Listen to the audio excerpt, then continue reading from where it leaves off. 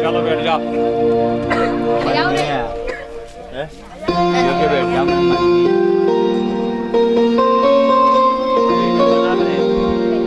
बना लो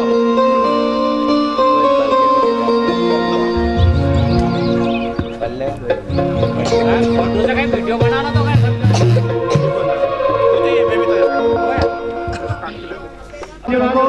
ग्राम हनुखेड़ी की ओर से हम आपको बहुत धन्यवाद दे रहे हैं जो आप वहां से आकर के हमारे कथा प्रवचन श्री कृष्ण जी का स्वागत कर रहे हैं। लग तुमसे लगा बैठे मेरे राम, जो होगा देखा जाएगा। लग तुमसे लगा बैठे जो होगा देखा जाएगा।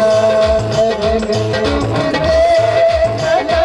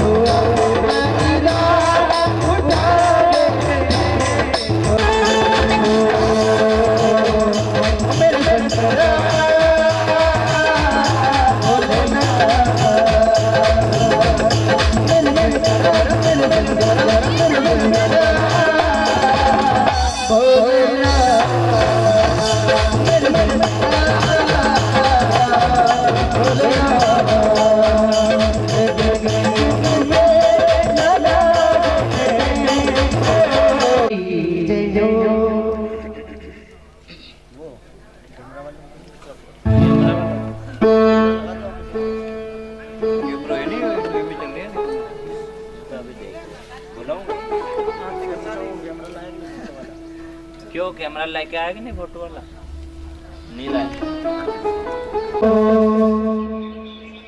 गुरु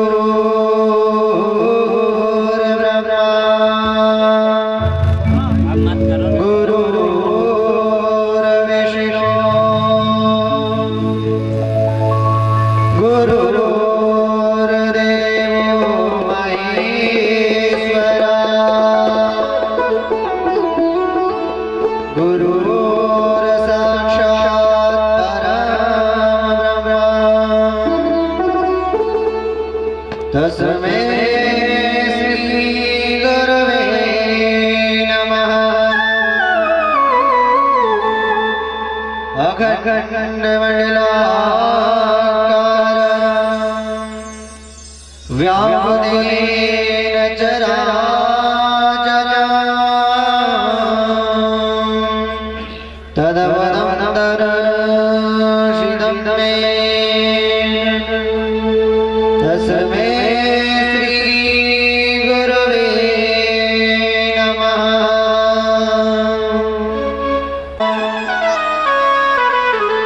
मंगल पार्वतीनाथ नमो नमः।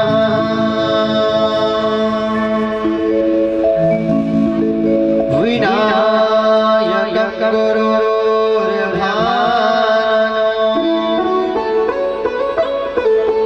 ब्रह्मा विष्णु महेश्वरा सरस्वती प्रणयने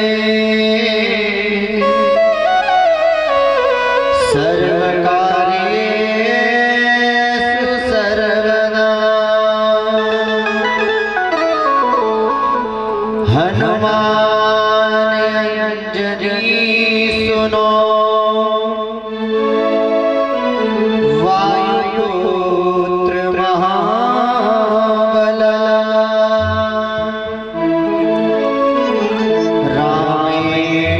फाल्गुनः विक्रमादित्ये नमो नमः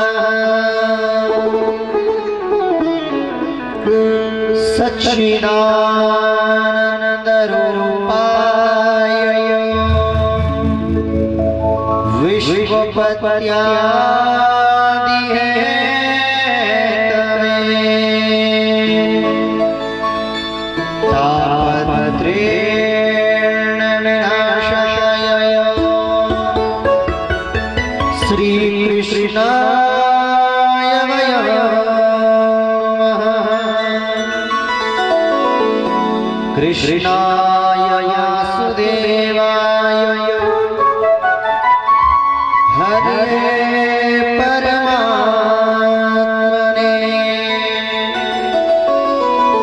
कोटि कोटि प्रणाम। आज हमारे गांव में दो दिवसीय आज कौन सा दिवस है? दूसरा दिवस है। अब द्वितीय दिवस में जब कथा हम श्रवण करते हैं, किसी भजन में या कीर्तन में जाते हैं, तो सबसे पहले क्या भगवान के नाम का सुमिरन किया जाता है। देखो सुमिरन करने से क्या होता है कि जिस प्रकार हम जाते हैं कहीं बाहर से आए और जा करके हमारे घर में घुसते तो छोटे बच्चा होता तो मां क्या कहती है कि पहले बाहर से आए तो हाथ पैर धोकर आना या फिर झाड़ू से नजर उतारना बोलते हैं ना। क्यों बोला जाता है कि बाहर की जो बुरी आदतें बुरी बलाएं बुरे लोग हैं तो वो विकार हमारे अंदर हो जाता है। इस प्रकार परमात्मा ने कहा जब भी कोई कथा हो श्रवण हो उस समय पहले भगवान के नाम का स्मरण करना चाहिए। तो क्या कहेंगे? श्री कृष्ण गोविंद हरे है नाथ नारायण वासुदेव कृष्ण गोविंद हरे है नाथ नारायण वासुदेव कृष्ण गोविंद हरे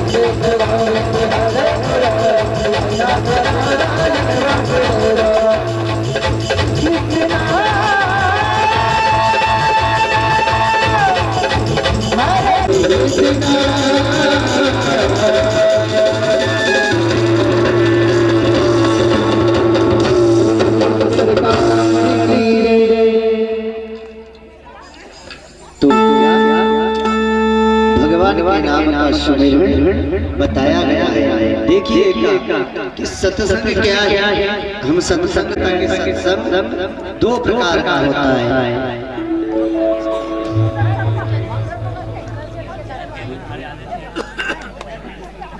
तो सत्संग कितने प्रकार का बताया?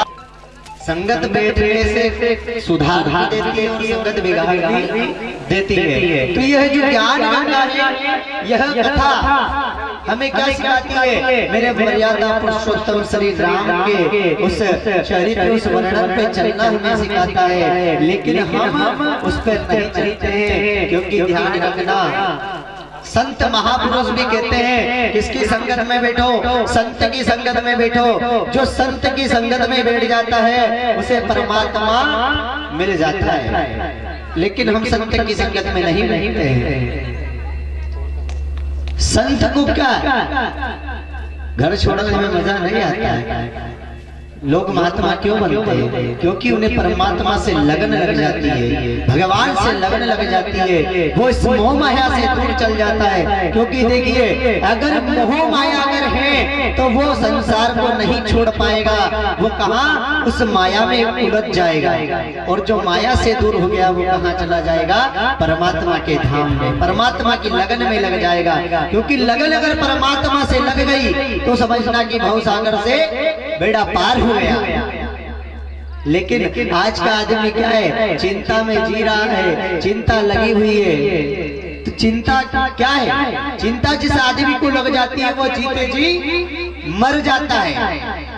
देखो, चिंता से चेहरा घटे, घटे बुद्धि और ज्ञान, मानव चिंता मत कर, चिंता चिता के समान। चिंता किसके समान होती है? चीता के समान होती है। लेकिन आज का मानव चिंता में लगा रहता है, परमात्मा का भजन तो दूर, मात्र चिंता की इधर से पैसे कमाना, इधर से ये करना है, मोटर चल रही है, बड़ी बड़ी चिंताओं में लगे रहते हैं। लेकिन चिंता को छोड़ दीजिए, चिंतन में लग जाइए। अगर चिंतन में लग गए तो परमात्मा हमें अवश्य प्राप्त हो जाएगा। जब भगवान की सारी गोपियां जो खाना बना रही थी, वो चिंता नहीं कर रही थी कि हमें भोजन बनाना है। वो क्या? सिर्फ भगवान की मुरली की धुन सुनकर दौड़ी चली जाती थी, क्योंकि चिंतन था, मनन था। लेकिन यहाँ चिंतन नहीं होता है, क्योंकि जिंदगी कैसे सुधरेगी? ध्यान रखना, कपड़ा तो कौन, दर्जी भी काटता है और कपड़ा चूहा भी काटता है। अब बताइए, अगर चूहा कपड़े को काटेगा तो चूहा कपड़े को जब काटता है तो कपड़ा बिगड़ जाता है, और जब दर्जी काटता है तो उसकी जिंदगी सवर जाती है। तो इसी प्रकार ध्यान रखना, जब मच्छर काटने से बुखार आ सकती है तो श्री संत के मुख से निकली हुई वाणी से आपकी जिंदगी में निखार क्यों नहीं आ सकता है? मच्छर काटने से तो बुखार आ जाए, लेकिन संत के मुख से निकली हुई वाणी से भी आपकी जिंदगी में निखार आ जाएगा। लेकिन संत की संगत में लगना पड़ेगा, परमात्मा की संगत में जाना पड़ेगा। मीरा ने संत की संगत पकड़ी, भक्त प्रहलाद ने भी संगत पकड़ी, ध्रुव ने संगत पकड़ी, चंदन बाला ने पकड़ी, लेकिन हम नहीं पकड़ते। कोई महात्मा आया होगा, भजन चिंतन का मकान था, वो गया, महात्मा ने झोली थी और महात्मा लेकर गया तो रोज का रोज बोलती बटलन माई। पहले के जमाने में वो करते थे, पोछा लगाते थे। ध्यान रखना, कथा अवश्य ये ध्यान से सुनना है। कथा कौन सी? आपने बहुत कथाएं सुनी है। जब वो पोछा लगा रही थी घर के अंदर तो महात्मा जी ने बोला आज एकादशी भी है और ब्राह्मण लोग आते हैं एकादशी के लिए। तो उन्होंने क्या बोला? बोले पूनम परवी धर्म की जय हो। जैसे ही बोला तो पटलन माई गुस्से में थी, उनने बोला अरे रोज का रोज उठाकर चले आता है। तो पोछा फेर रही थी, उस पोछे को ही उठा के ब्राह्मण को मार दिया। पंडित जी ने झोली पहलाई और उस झोली में उस पोछे को रख लिया। जब पंडित जी ने पोछे को रखा तो क्या कहने लगे? वारे परमात्मा में धन्य हूँ, आज मुझे तो बस भिक्षा में पोछा ही मिला है। गए पंडित जी, पंडित जी ने पोछे को लेकर गए, गंगा नदी में गए और गंगा नदी में उस पोछे को धोया, खूब रगड़ा गया तो उस पोछे में से आवाज आने लगी, वारे परमात्मा मैं धन्य हूँ, मैं कहाँ गोबर में लुपड़ा चुपड़ा पड़ा था, आज मेरे गंगा नदी में स्नान कर लिया। कहाँ स्नान हो गया? गंगा नदी में स्नान कर लिया। फिर पंडित जी ने, वो महात्मा जी ने पोछे को सुखाया। सुखाने के बाद में महात्मा जी ने 2 टुकड़े किए गए। तो एक टुकड़े को तो सुखा करके भगवान का तन को पोछा गया, तो टुकड़े में से आवाज आने लगी, वारे परमात्मा कल तो मेरे ऊपर गोबर लिपट चुपड़ हो रहा था, आज तो मेरे भगवान के तन से मैं स्वयं लिपट हो गया, मैं स्वयं भगवान से मिल गया, स्वयं परमात्मा से मिल गया। दूसरा पोछा जो 2 टुकड़े किए थे तो एक टुकड़ा भगवान के सिंहासन में बिछाया गया। फिर आवाज आई, कहाँ गोबर था, आज मेरे भगवान स्वयं बाके बिहारी लाल मेरे ऊपर विराजमान हो गए हैं। तो ऐसी संगत में बैठ जाओ जो पोछे को भी परमात्मा के धाम ले गया। अरे मित्रता करो तो कैसी करो, कृष्ण सुदामा की तरह मित्रता करो, नहीं तो वो मित्रता किस काम की जो पीठ पीछे छोड़ा, तोड़ करके भगवान के चरणों में चढ़ा दिया। जब भगवान के चरणों में चढ़ाया, शाम का समय हुआ, 5 बजे पंडित जी ने फिर झाड़ू निकाला, फिर पोछे को उठाया भगवान के पास से। गाँव में जो ब्राह्मणों से कोई पूछता ही नहीं, ध्यान रखना इस बात का। लेकिन हमें उस ब्राह्मण को पहले पूछना चाहिए, क्योंकि हमारे गांव का सर्वासर्वी होता है। और ब्राह्मण चाहे छोटा हो चाहे बड़ा हो, वो ब्राह्मण एक भगवान की तरह, क्या है ना, गुरु ब्रह्मा गुरु विष्णु गुरुदेव महेश्वर गुरु साक्षात परम ब्रह्म, वो स्वयं भगवान की समान। क्योंकि भगवान ने जन्म क्यों लिया था, ब्राह्मण गो और संत के। अर्जुन आ रहे थे, द्रौपदी ने देखा, बोले हे गांडी उधारी, हे अर्जुन आपकी आंख में आंसू। बोले क्या बताऊं, हमने बड़े बड़े विद्वान को बुलाया, बड़े बड़े राजा आए, लेकिन हमारे यज्ञ का घंटा सफल नहीं हुआ। तो बोले आप केशव के पास गए तो केशव ने क्या कहा? तो बोले गांव के ब्राह्मण को नहीं बुलाया, महात्मा को नहीं बुलाया, इससे यज्ञ सफल नहीं हुआ। केशव ने कहा कि सर्व पहले तो तुम्हें गांव के ब्राह्मण को आगे करना था, क्योंकि खेड़ा का रक्षक वही, तुम्हारे खेड़े का ब्राह्मण वही है, उसे आपको पहले आगे करना था अर्जुन। तो बोले आप गए तो क्या बोल रहे ब्राह्मण देवता? बोले ब्राह्मण देवता कह रहे हैं कि अर्जुन तूने 101 यज्ञ किए तो तेरे घर भोजन करने चलूंगा, वरना तेरे घर भोजन करने में नहीं आऊंगा। तो द्रौपदी कह रही है, बोले हे अर्जुन आप बैठो, मैं जाती हूं महात्मा को लेने के लिए। तो बोले द्रौपदी आप कैसे जाओगे, हमने तो कोई यज्ञ नहीं किए। महात्मा कह रहे 101 यज्ञ किए, 1000 यज्ञ किए, हमने तो कोई यज्ञ नहीं करे, और पहला यज्ञ हमारा। द्रौपदी गई, महात्मा जी को प्रणाम करा, महात्मा जी से कहने लगी, बोले महाराज जी आप हमारे यज्ञ में भोजन करने के लिए चले। तो महात्मा जी कहता है द्रौपदी अब तुम आई हो, पहले तो तुम्हारा अर्जुन आया था, क्या तुमने 101 यज्ञ किए, 1000 यज्ञ किए, तुम्हें तुम्हारे यज्ञ किए हैं। तो बोले तूने हजारों यज्ञ कैसे किए? बोले महात्मा जी मैं आपको क्या बताऊं। बोले क्यों, बता तो सही द्रौपदी, तूने 1000 यज्ञ कैसे कर लिए?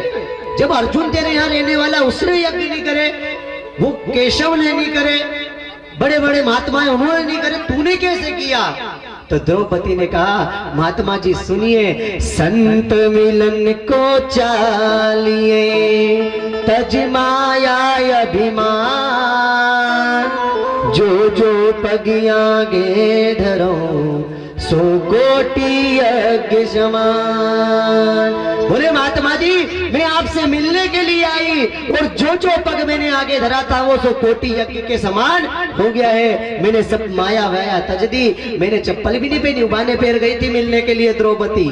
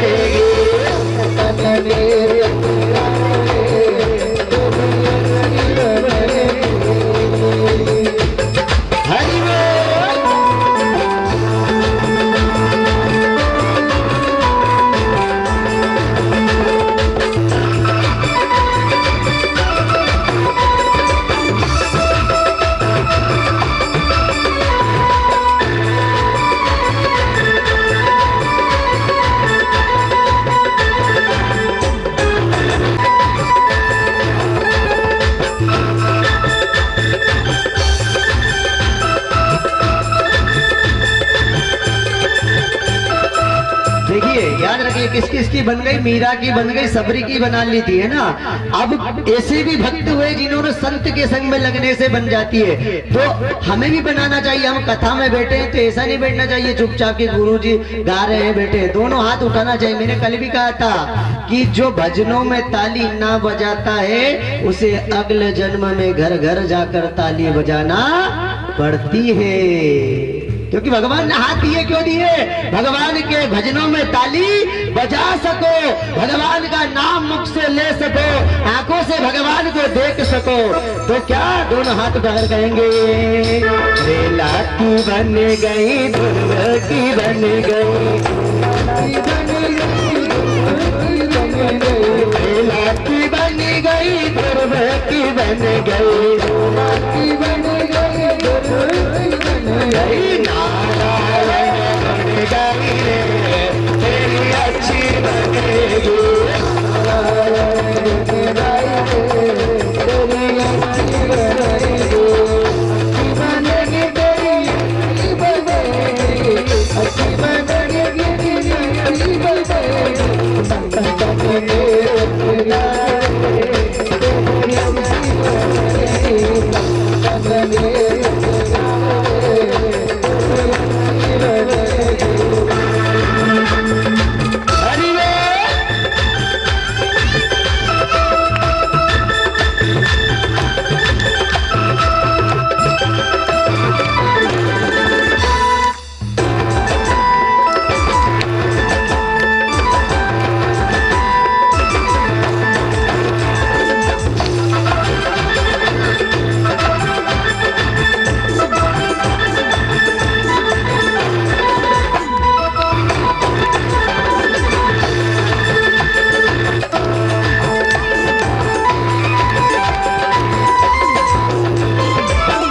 देखो किन किन ने बनाई, ध्रुव ने बना ली, प्रहलाद ने बना ली, मीरा ने बना ली, सबरी ने बना ली।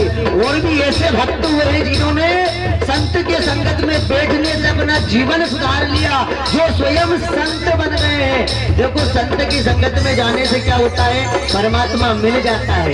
इसलिए किन किन ने बनाई थी, ओ चंदन की बन गई, बाला की बन गई, चंदन की बन गई, बाला की बन गई, चंदन की बन गई, बाला की बन गई, चंदन की बन गई, बाला की बन गई। कैसे बन गई, किस तरह गुण से? रोज बैठते तो वो थोड़ी राम राम जपना, पराया माल अपना, ये जपने से नहीं बन गई क्या? ओ रामायण गुण गाई रे, तेरी अच्छी बनेगी,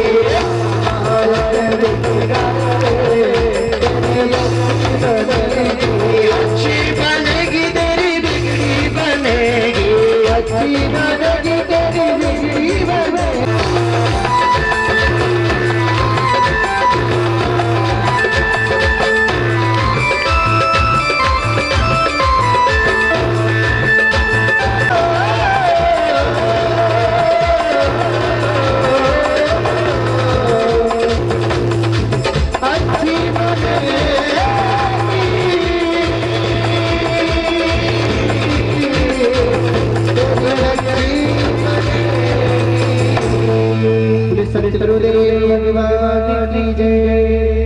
जीवन सुधर जाता है।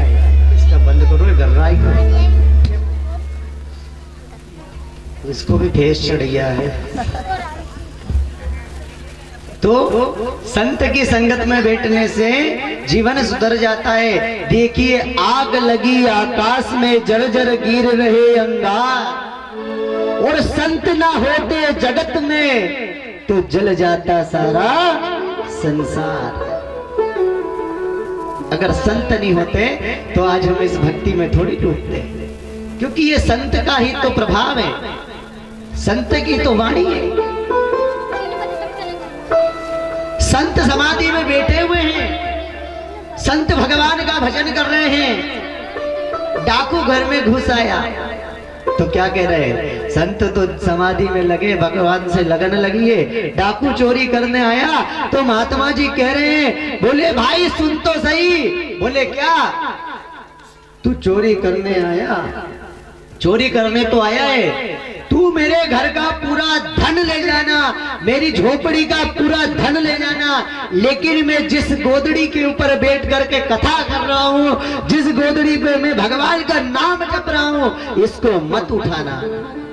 तो चोर ने सोचा कि अवश्य जब संत ने बोल दिया कि तू सारा घर का धन ले जाना और जिस गोदड़ी पे जिस गादी पे मैं बैठा हूं इसे मत ले जाना, अवश्य मुझे लगता है कि धन तो इस गादी के अंदर ही रखा हुआ है, मैं अब पूरे घर का धन लेकर ले जाऊंगा। अब जैसे ही महात्मा उठेगा और इसकी गादी को लेकर छू, चोर ने सोचा अब महात्मा जैसे ही उठा तो चोर ने बोला, क्यों महात्मा जी मुझे पागल समझते हैं, मुझे 10 साल हो गए चोरी करते करते। बोले 10 साल हो गए? बोले हाँ। बोले आप कह रहे हैं कि पूरे घर का धन ले जाना और गोदड़ी को मत ले जाना, अवश्य आपने धन गोदड़ी में ही रखा है। बोले गोदड़ी में रखा, ठीक है तो आज महात्मा की गोदड़ी लेकर जाएंगे। जैसे ही खींची चोर ने गोदड़ी को, चाकू निकाला, वो गोदड़ी को फाड़ डाला, उसके अंदर से क्या निकले? बिच्छू निकल पड़े। जब बिच्छू निकले तो क्या कहता है, अरे महात्मा मुझे पागल बना रहे हैं आप। बोले क्यों? अरे भाई सुन तो सही, मैं सही जब से तो कह रहा था गोदड़ी मत ले जाना। बोले क्यों? ये बिच्छू को क्यों रख रखा? बोले बिच्छू को इसलिए रख रखा, जब भी मैं परमात्मा की लगन लगाऊं और परमात्मा से अगर मेरी डोर टूट जाए तो ये बिच्छू मुझे डंक मारेगा और मुझे परमात्मा की याद आ जाएगी, क्योंकि कहा ना सुख में सुमिरन करे ना कोई और दुख में करे सब कोई। तो सुख में सुमिरन कोई नहीं करेगा। वो महात्मा को जैसे बिच्छू डंक मारता वो भगवान को याद करने लग जाता था। तो ध्यान रखना, हमें वैसा नहीं करना चाहिए। पड़ोस के कमरे में टीवी चल रही है, इधर माला फेर रहे हैं और माला फेरते फेरते उधर टीवी पे मैच चल रहा और उधर आउट हुआ तो क्या कहते हैं, छोरा आउट कौन हुआ? तो आपका ध्यान परमात्मा में नहीं, हमारा ध्यान तो टीवी में लगा हुआ है। परमात्मा की भक्ति करना है तो कैसे करना है? एकांत में परमात्मा की भक्ति की जाती है, एकांत में परमात्मा से लगन लगाई जाती है। लेकिन उसके लिए भी क्या? माया का अभिमान जो है इसको मिटाना पड़ेगा, क्योंकि भगवान ने कहा है, कहते हैं हाथ में तलवार है वाणी में धार है। क्या कहा? हाथ में तलवार है वाणी में धार है। वो रहते चुप है, लेकिन क्योंकि श्री राम के संस्कार है। किसके? श्री राम के संस्कार है। तो भक्ति करो और ऐसे बन जाओ किसकी तरह? मेरे श्री राम की तरह बन जाओ। अब याद रखना, जब मेरे भगवान श्री राम जी, देखो लक्ष्मण जी कैसे थे? शेषनाग, तेज स्वभाव के थे, और मेरे राम जी शांत स्वभाव के थे। लेकिन कहा ना कि क्रोध में, आप एक बात बताइए, अगर क्रोध आता है तो हम क्या करते हैं? गाली गलौज होती है। तो ध्यान रखना, अगर आपको कोई गाली दे रहा तो ये समझना उसको सुनना ही नहीं, क्योंकि आप डाक घर में चिट्ठी डालते हैं और वो चिट्ठी सामने वाले के पास जाती है और उसे वो एक्सेप्ट नहीं करता, उसे नहीं लेता है, तो वो चिट्ठी वापिस उसके पास में आ जाती है। उसी प्रकार ये गाली है, अगर कोई आपको दे रहा है तो आप उसको एक्सेप्ट मत करो, उसको सुनो मत, उसे इस कान से सुने निकाल दो, तो उसकी गाली उसी के पास वापस चली जाती है, वापस चली जाती है।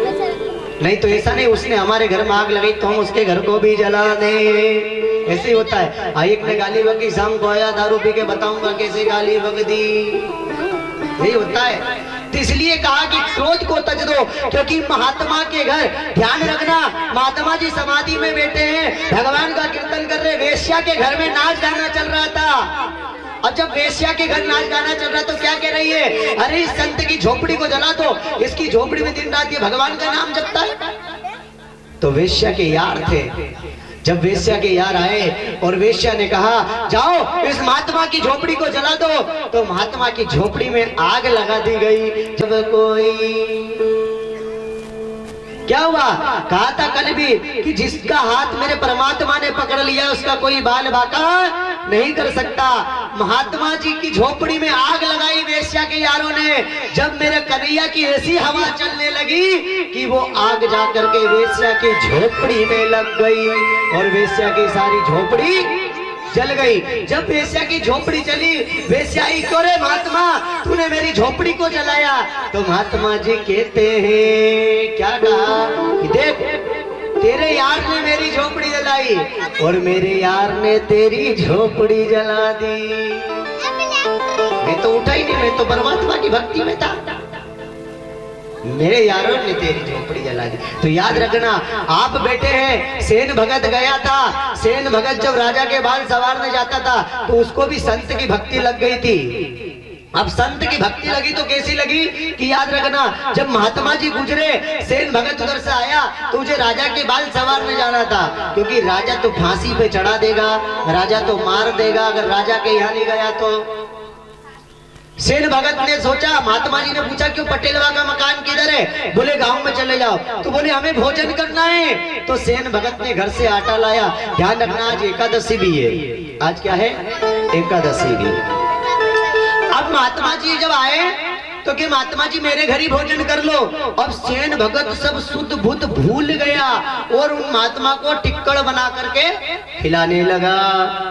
अब जब टिक्कड़ खिलाने लगा तो भगवान ने सोचा अब ये सेन भगत अगर वहां नहीं गया तो राजा तो इसको फांसी पे चढ़ा देगा, इसे राजा मार देगा, तो मैं क्यों ना मेरे भगत की जगह चला जाता हूँ। अब भगवान गए और राजा के बाल सवार कराए, इधर महात्मा को भोजन कराया। फटाफट सेन भगत ने अपना सामान उठाकर बैग रख करके चल दिया और राजा के महल में जैसे ही गया द्वारपाल ने कहा, अरे सेन भाई क्या बात है, अभी तो आए थे तुम, वापिस डबल आ गए, कुछ सामान अमान भूल गए क्या? बोले क्यों, मैं तो आया ही नहीं, मैं तो महात्मा को भोजन कराने में लगा था। अरे भाई क्या पागल तो नहीं हो गया, अभी तो आए थे। बोले नहीं आया। राजा के पास गया, जब राजा के पास पहुंचा तो राजा कहता है, बोले सेन भगत बताइए क्या बात है, वापस आ गए? बोले राजा साहब मैं तो आज आया ही नहीं और आपको कैसे दिख रहा? मैं आ गया। अरे तुझे दिख नहीं रहा, पगला हो गया, मेरे बाल देख सवार कराया तू। तो बोले बाल तो सवरे दिख रहे। तो सेन भगत ने कहा मैं तो महात्मा को भोजन करा रहा था, मैं तो ब्राह्मणों को जिमा रहा था, मैं यहाँ कैसे? मेरे भगवान श्री राम जी एक बात यहाँ आती देखो, कहा कि जब भगवान श्री राम अल्पकाल विद्या सब आई थी मेरे भगवान को, तो अल्पकाल विद्या सब आई, इसी गुणों की खान पे मर्यादा पुरुषोत्तम श्री राम, जिनकी व्याख्या कैसे करें? क्योंकि भगवान जब श्री राम ऐसे सुशोभित हो रहे थे जैसे शाम तक मणि की तरह, जैसे कि नाग के ऊपर मणि कैसी चमकती है, उसी प्रकार मेरे भगवान श्री राम का ही स्वरूप है। कैसा? शांत कमणी की तरह। लेकिन एक बात बताइए, कल भी बताया था मैंने कि कई नाम नहीं रखते, अच्छाई, जिसकी अच्छाई होती है उसका नाम रखा जाता है। लेकिन जब मेरे भगवान श्री राम कहाँ आए थे? जब विद्या प्राप्त करने के बाद आए थे। पर लेकिन एक बार मेरे से सवाल, एक बार एक कथा हो रही थी, वहां सवाल पूछा था, बोले गुरुजी कि जब ये भगवान श्री राम जी जब वहां से आए थे कथा करने के, मारिच को सब यज्ञ की रक्षा करने गए थे, सुभाव की रक्षा करी, सबकी रक्षा करी यज्ञ में जाकर के गुरु के साथ में। लेकिन बात यह आई गुरुजी, बोले कि जब भगवान श्री राम और सीता जी का स्वयंवर रचा गया था उस समय बोले बड़े बड़े राजा विद्वान, अभी हमारे घर पे वहां अयोध्या से नोता दिया गया। आज सुबह बात चल रही थी, बोले वो हमारे शिवराज दादा को बोले उनको नोता नहीं दिया मामा जी को। तो अच्छा ही, तो देखिए क्या कहा कि नोता सबको दिया, लेकिन राजा दशरथ जी को क्यों नहीं दिया गया था? ये बात आई सामने। जब राजा दशरथ जी को नोता क्यों नहीं दिया गया? तो राजा दशरथ को नोता इसलिए नहीं दिया गया था कि जब एक बार क्या हुआ था कि जनकपुरी के राजा जनक जी जब वन में निकले, वो जनक जी वन में जा रहे थे, तो वन में उन्होंने देखा, बोले एक सिंह गाय को मार रहा है, ये गाय को मार डालेगा। लेकिन क्षत्रिय का धर्म क्या होता है कि हमें रक्षा करना चाहिए, गो ब्राह्मण की हमें रक्षा करना चाहिए, एक क्षत्रिय का धर्म ये बनता है। हमें ये नहीं कि हाथ बांधकर घर में बैठना चाहिए, क्योंकि जब अन्याय हो तो उसको सत्य के लिए हमें हाथ उठाना पड़ता है। जब मेरे भगवान श्री राम के लिए हमें आगे आना चाहिए, क्योंकि कहा ना, अभी बताया था ना, संस्कार किसके हैं? मेरे प्रभु श्री राम के हैं।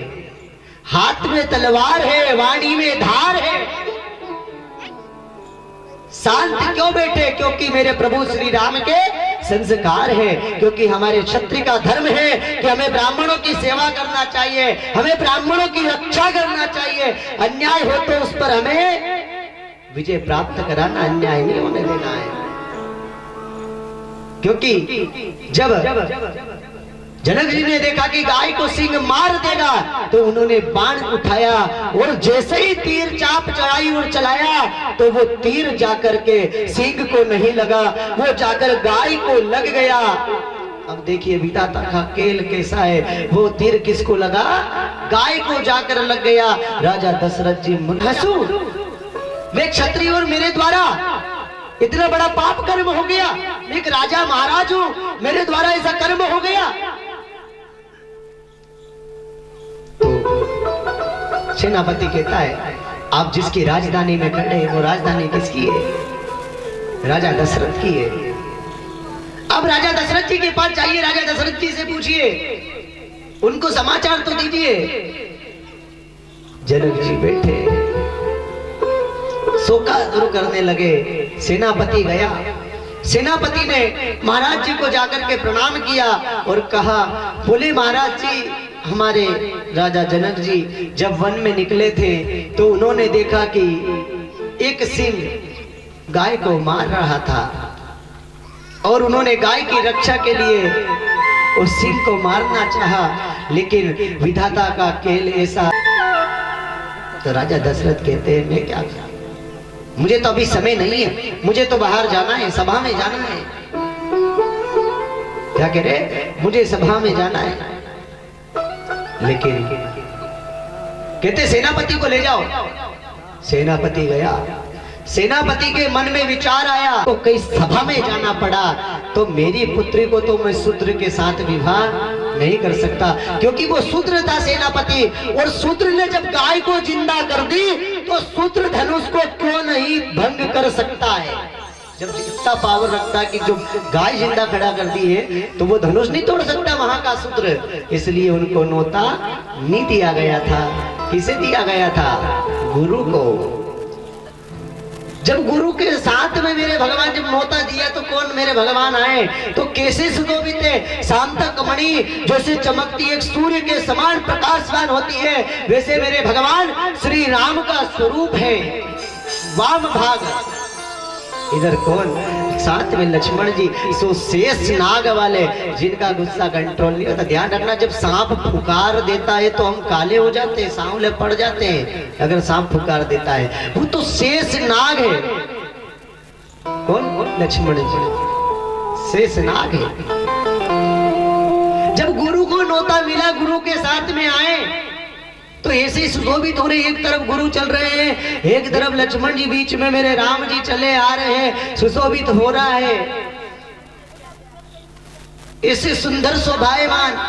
अब देखिए, अब जैसे ही वहां पहुंचे तो बड़े बड़े राजा, बड़े बड़े विद्वान, बड़े बड़े पंडित, रावण तक ऐसे ऐसे बड़े योद्धा बैठे हुए थे सभा में। इधर मेरे राम जी बैठे हैं, गुरु जी बैठे हैं, लक्ष्मण जी बैठे हैं, सब योद्धाएं लगे एक से एक उठाने के लिए, लेकिन कोई नहीं उठा पाया था, क्योंकि कृपा मेरे भगवान की है। बोले इधर लक्ष्मण जी शेष नाग थे, धाम करके कूद गए सभा में। हे जनक, ऐसी बात तूने कैसे बोल दी? बोले तो एक पैर में पूरी चट्टान को हिला डालूं। धनुष की बात करता है। क्रोध में आ गए लक्ष्मण जी, सभा में खड़े हैं। राम जी कह रहे हैं, गुरु जरा लक्ष्मण को शांत तो करो। कैसी बात बोल रहे? वीरों से खाली पृथ्वी? वीरों से खाली नहीं है। आप बोलो तो सही, एक पैर में पूरी चट्टान को ही लड़ा लूंगा। गुरु ने लक्ष्मण को कहा, लक्ष्मण शांत होइए। लक्ष्मण को बिठाया, लक्ष्मण जी बैठे। राम से कहा, बोले प्रभु जाइए, पर एक बात ध्यान रखना, शिव जी का अमुक धनुष था। अब राम जी के गुरु कौन? शिव जी। शिव जी को भजते थे, शिव जी के इष्ट थे, लेकिन और उनके गुरु कौन? राम। मण चिंता हरे शिप्रा करे निहार।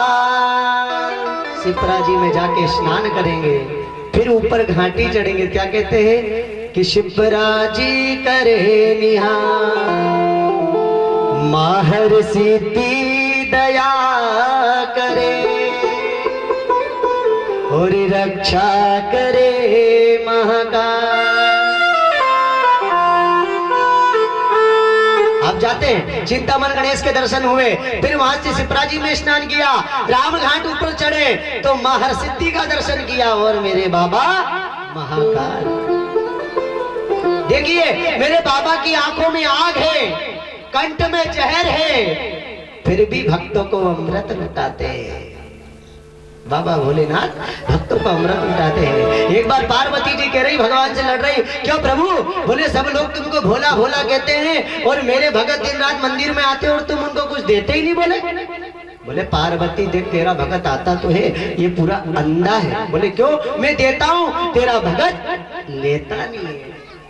अब भोलेनाथ ने कहा, पार्वती जी झगड़ रही थी तो भोलेनाथ ने कहा ठीक है, तेरे भगत को आने दे।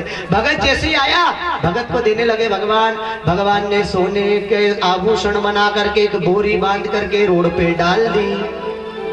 अब भगत आ रहा तो भगत क्या कह रहा, अरे जो अंधा व्यक्ति होगा वो रोड पे से कैसे निकलता होगा, उसको तो ठोकर लग जाती होगी। अब वो जैसे ही निकलने लगा तो आंख बंद कर ली और चले जा रहा था। अब वो पोटली पीछे रह गई, वो आगे निकल गया। तो भगवान भोलेनाथ पार्वती से कहते हैं, देख तेरे भगत को दिया, आंख बंद करके निकल गया। तो याद रखना, जटा में क्या है? गंगा है। अंग की भंगे रंगी अखिया, अंग भभूति मसाने की सोवे, अरे व्याली की आल धरी जटा और जटा में गंगा की धार विराजे। अरे तीनों लोक को छोड़ी के दाता, पर भिक्षु जैसु रूप धर्यो है, पर भिक्षु जैसो रूप धर्यो। कैसा रूप है मेरे भगवान शंकर का? कौन सी भभूति? मसाने की भभूति लपेटते हैं मेरे भगवान। लोग कहते हैं गुरुजी शमशान में चावल, कोई धतूरे का पुष्प दियो है और कोई चढ़ावत बेली की पत्ती और कोई हरि हर नाम लियो है। अरे गोरी हंसी मुख देख के आंचल, देखन पिया तीनों लोग भयो है। कैसा? तीनों लोग भयो है। कोई चढ़ा रहा है चावल, कोई चढ़ा धतूरे का पुष्प और कोई चढ़ावे बेल की पत्ती। भगवान शंकर को कैसे बेल पत्ती चढ़ा जैसे। और मेरे भगवान तो इतने भोले हैं, बताया तो सही। देखो भगवान शंकर इतने भोले हैं कि भोला नाम कैसे पड़ा था भगवान का? भोला नाम ऐसे पड़ा था भगवान का, जब एक किसान था अपने खेत में हल चला रहा था, वर्षा नहीं हो रही थी तो क्या कह रहा है, अरे भगवान तू तो भोला है रे, शंकर है, तू तो दीनानाथ है, अब तो तू पानी की वर्षा कर दे। तो पार्वती कहती देखो तुम्हारा भगत तुमको कह रहा कि तू भोला है, तू सबके मन की जानता है, तो पानी की वर्षा करो ना भगवान। तो पार्वती जी पहले टेके लगाते। ध्यान रखना, कभी भी पत्नियां अगर टेका लगा दे पति झट से मान जाते हैं, ये खासियत है। अगर पत्नी ने हाँ कर दी तो पति को करना ही पड़ता है। तो पार्वती जी कह रही है भगवान से, और भगवान ने जैसे ही पानी की वर्षा करी तो भगत कहने लगा वारे मेरे भोला भंडारी। उस दिन से भगवान का भोला नाम पड़ गया था। तो भगवान श्री राम ने भगवान को प्रणाम किया, भोलेनाथ को। देखो भोलेनाथ की महिमा क्या है, भोलेनाथ से एक मांगो 1000 देते हैं। ध्यान रखना, भगवान से एक मांगो तो वो 1000 देंगे मेरे भोलेनाथ। तो मेरे उज्जैन के राजा कैसे हैं? बाबा महाकाल। उसकी उज्जैन नगरी में जाते हैं तो बड़े आनंद आते हैं। वो शिप्रा मैया में स्नान करने से आनंद आता है। तो मेरे राम के भी गुरु वही हैं और मेरे शिव जी के कौन? राम जी गुरु है। महाकाल की इस नगरी में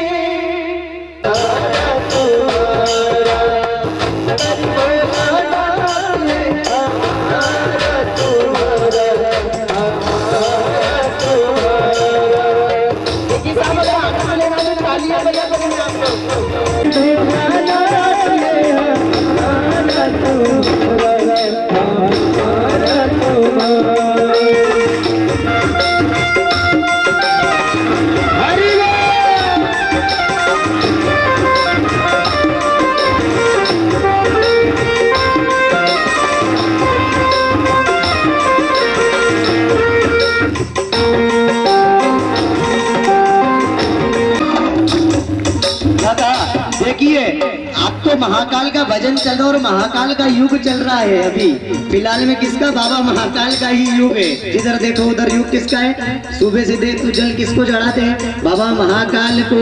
तो बाबा महाकाल तो क्या कहते हैं? एक बात और याद आई, लोग क्या करते हैं? वो काका बाबा पोरिया बजता तो खूब नाचेगा, आयो में डिस्को डांसर बजेगा तो खूब नाचेगा, लेकिन भगवान का भजन होगा तो नहीं नाचता है। इसलिए दोनों हाथ उठाकर हम नाचेंगे भाव से।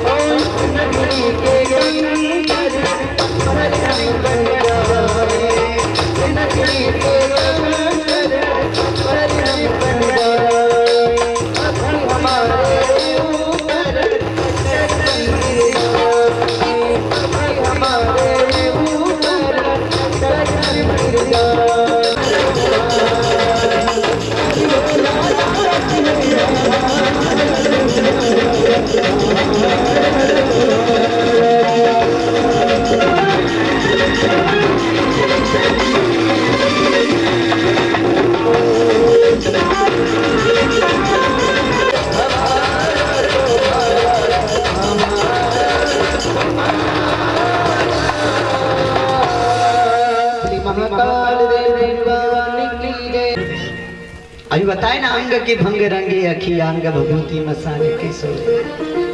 क्योंकि मेरे बाबा महाकाल कहते हैं, क्योंकि पार्वती जी माता सती कह रही थी मेरे भगवान से, देखो मेरे भगवान दयालु इतने हैं, रावण ने मांगा तो लंका दे दी है ना, रावण ने मांगी तो लंका दी थी, भस्मासुर ने मांगा तो कड़ा दे दिया था, लेकिन ये नहीं सोचा कि पीछे अपना क्या होगा, क्योंकि उन्होंने तो कह दिया क्या करूंगा मैं अमीर बनकर। भगवान क्या कहते हैं? क्या करूंगा मैं अमीर बनकर, मेरा महाकाल तो फकीरों का दीवाना है। मेरे बाबा को कुछ नहीं चाहिए। अब बेल की पत्ती वो भी ना जाने कैसी होती है, धूल मिट्टी लगी रहती है, मन चढ़ाते फिर भी खुश हो जाते हैं मेरे भगवान महाकाल। ऐसे देव है मेरे बाबा, क्योंकि कहा ना जो जो मांगू सो सो दीजो। बाबा के मंदिर में जाते हैं, रोज जल चढ़ाया, एक लोटा तो जल चढ़ाया ना, 1000 दूसरी चीज मांग लेते हैं बाबा से, तो क्या कहते हैं? हमारा महाकाल राणा जो जो मांगू सो सो दीजो, जोड़ दोनों हाथ। फिर के अब घर में कई नहीं बंगला दीजो, गाड़ी दीजो और दीजो नीचे मोटर का,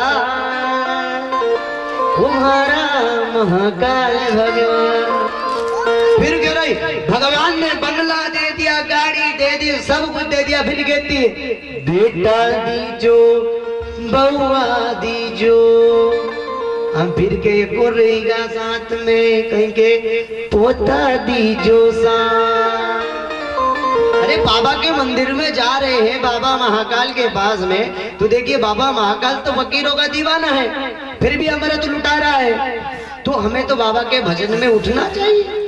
हम तो बैठे, क्योंकि बाबा मग्न होता है। और जब भगवान शिव महेश के माता पिता कौन है? इसके ब्रह्मा विष्णु महेश तीनों देवता के माता पिता कौन है? ये किसको पता? किसी को पता? हाथ खड़ा करे जिसको पता हो। नहीं पता, क्योंकि ब्रह्मा विष्णु महेश के माता पिता हैं कौन? मेरे भगवान शिव ओमकार, जो स्वयं ओम है। कोई जन्म नहीं लिया, और मां जगदम्बा स्वयं प्रकट हुई है, उन्होंने भी कोई जन्म नहीं लिया है। ये दोनों ही तो सबके माता पिता हैं, बाकी सबने जन्म लिया। बताइए ओमकार ने कहां से जन्म लिए? नहीं, क्योंकि वही ब्रह्मा विष्णु महेश के माता पिता है। जब भी कोई ब्राह्मण मिले, भले उससे पूछना, मेरे नंबर लिख लो, मेरे को बता देना गुरुजी ये बात है, क्योंकि ब्रह्मा विष्णु महेश के माता पिता है भगवान शिव ओमकार, जो सृष्टि स्वयं वहां से उत्पन्न हुई पूरी, वही चलाता है ओमकार। हर जगह देखा, हर मंत्र के आगे ओम लिखा है। हरि ओम जगनेन जगमया, हरि ओम स्वस्ति न इंद्रो। हर मंत्र में ओम लगा हुआ है, तो भगवान शिव ही सबके निराकार है। भगवान शिव का कोई अस्तित्व नहीं।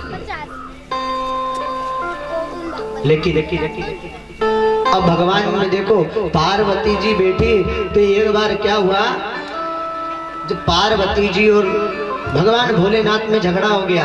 अब पार्वती जी में झगड़ा हुआ, देखो झगड़ा तो हर घर में होता है, एक बार पति पत्नी में भी झगड़ा हो गया बहुत जम के। अब जब पति पत्नी में झगड़ा हुआ, तो पत्नी कह रही है पति से, अगर तुम असली बाप के हो तो मेरे से बोलना मत। तो पति कहता है, अगर तू भी असली बाप की है तो मेरे से बोलना मत। आपके मन में बात याद आ जाए कि मेरे पति को आवाज दे के बोल दूं कि आपका टिफिन तैयार है, लेकिन मन में वही बात आए कि मैं असली बाप की, मैं क्यों बोलूं। अब पति को भी आए कि पत्नी को बोल दूं जल्दी, टाई वाई लगा ली है, ऑफिस के लिए निकलना, टिफिन रेडी है, तो उसको भी बात आए कि मैं भी असली बाप का क्यों बोलूं। ऐसे करते करते 2 महीने बीत गए, 3 महीने हो गए, वो कह रही मैं असली बाप की, वो बोल रहा मैं असली बाप का। 6 महीने हो गए। पत्नी ने फिर एक दिन चाय बनाई, तो बोले अब 6 महीने हो गए, भूल गए होंगे बात को। चाय लेकर आई, और जैसे ही जी नाम निकला और याद आ गई, मैं तो असली बाप की, मैं क्यों बोलूं। अब पति उधर से आ ही रहा था, तो कहने लगा मेरा मोबाइल कहाँ, बस इतना आवाज निकला, उसने सोचा मैं भी असली बाप का क्यों बोलूं। अब भैया 6 महीने बीत गए। 6 महीने बीतने के बाद में पति ऐसे रखली बीड़ी और ऐसे फूके जा रहा था, ऐसे ही रख के। अब पत्नी आई पीछे दरवाजे के पास खड़ी थी, पत्नी ने देखा पति बीड़ी पी रहा, तो क्या पति ने सोचा अब ये ऐसे तो बोलेगी नहीं, अब इसको बुलवाना तो चाहिए। वो कह रही असली बाप की, मैं भी असली बाप का।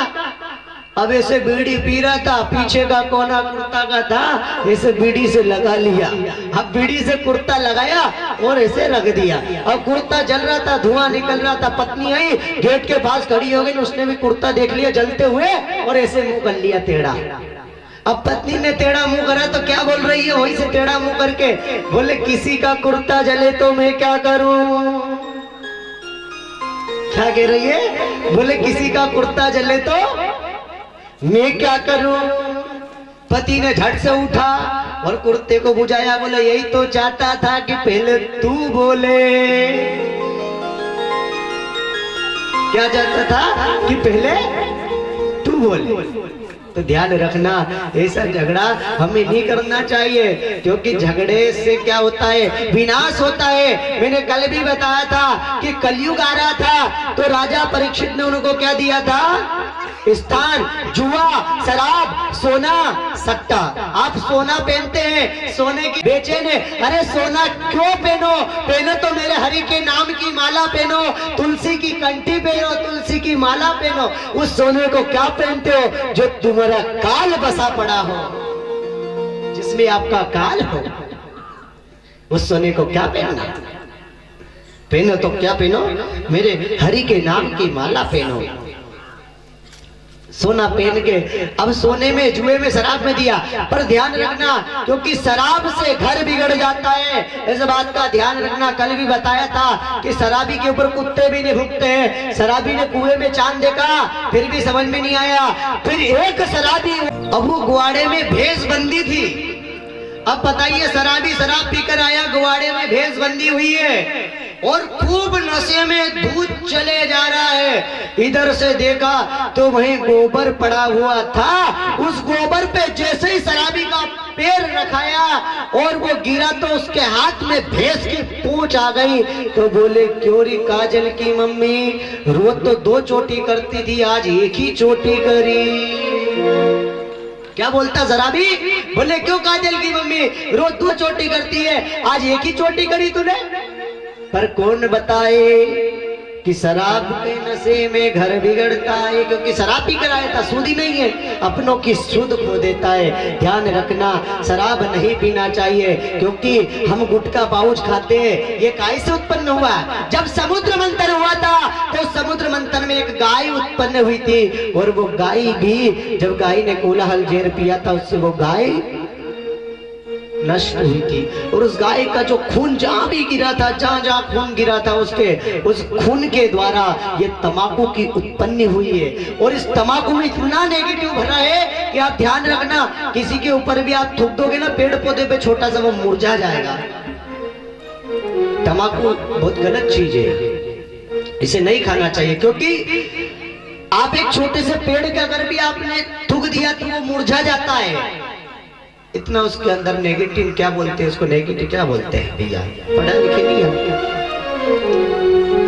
इतना भरा रहता है। तो तंबाकू से जब पेड़ मुरझा गया तो हमारे अंदर, ध्यान रखना, सामरिया को दोगे तो दिल की बीमारी नहीं होगी। क्योंकि जब मेरे भगवान श्री राम ने धनुष को उठाया, शिव जी को प्रणाम किया, चाप चढ़ाई, और जैसे ही चाप चढ़ाई खींची और धनुष को भंग कर दिया, चारों ओर जय जयकार होने लगी थी। बोल सियावर रामचंद्र भगवान की जय। मेरे भगवान ने धनुष को भंग कर दिया था और सीता मैया आई, और सीता मैया जयमाला लेकर खड़ी थी, और जैसे ही जयमाला लेकर आई तो राम जी तो खड़े के खड़े। अभी कितनी का असली बात, लक्ष्मण जी ने पहले सिखा दिया था, भैया तुम जाते रहो, ध्यान रखना, भाभी के आगे अगर आज झुक गए तो जिंदगी भर झुकना पड़ेगा आपको। तो राम जी ने सोची, अगर मैं आज झुक गया तो जिंदगी भर कौन झुकेगा। राम जी खड़े के खड़े, लक्ष्मण जी देख रहे हैं, सब देख रहे हैं कि सीता मैया छोटी सी लली है, छोटी सी मैया है, और राम जी बड़े बलवीर है। तुम तो हो बड़े बलवीर, कैसे बड़े बलवीर खड़े हुए राम जी। सीता मैया बोला, बोले गुरुजी मैंने तो कुछ भी नहीं बोला। बोले फिर राम झुक क्यों नहीं रहे, आपने जरूर कुछ बोला होगा। तो बोले गुरुजी मैंने एक शब्द कहा था। बोले क्या, बोले भैया भाभी के आगे झुकना मत, नहीं तो जिंदगी भर झुकना पड़ेगा। तो लक्ष्मण उठो, जाओ राम के चरण कमलों में गिर जाओ, राम से माफी मांग लो। और जैसे ही मेरे लक्ष्मण जी गए, राम जी के पैर पड़े, और जैसे ही पैर पड़े तो झुके, तो मेरे राम जी ने देखा कि लक्ष्मण को उठाकर हृदय से लगाए। मेरे राम जी भी झुके लक्ष्मण जी को उठाने के लिए, लेकिन मेरी सीता मैया कहा ना, सीता मैया ने इतनी जल्दी करी, जैसे राम जी झुके और वनमाला पहना दी। क्या कहते, तनक झुक जइयो जी रघुवीर सिया लली छोटी सी। तो क्या सीता लली छोटी सी और प्रार्थना कर रही सीता मैया और सब लोग देख रहे राम जी बड़े बड़े वीर हैं, बड़े खड़े हुए हैं, शोभायमान में है।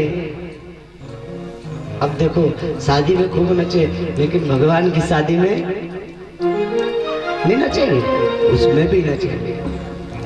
भगवान की भी शादी और भगवान की शादी में भी हमें नचना चाहिए, क्योंकि राम अभी बताया था ना, राम नाम का सुमिरन अगर मुख से निकल जाता है, एक बार किसी से हमने राम नाम करा और उस राम नाम से, उस हरि के नाम से जैसे एक व्यक्ति मिला उससे राम करा तो क्या 108 माला हो जाती है, फिर भी राम नहीं हो पाए।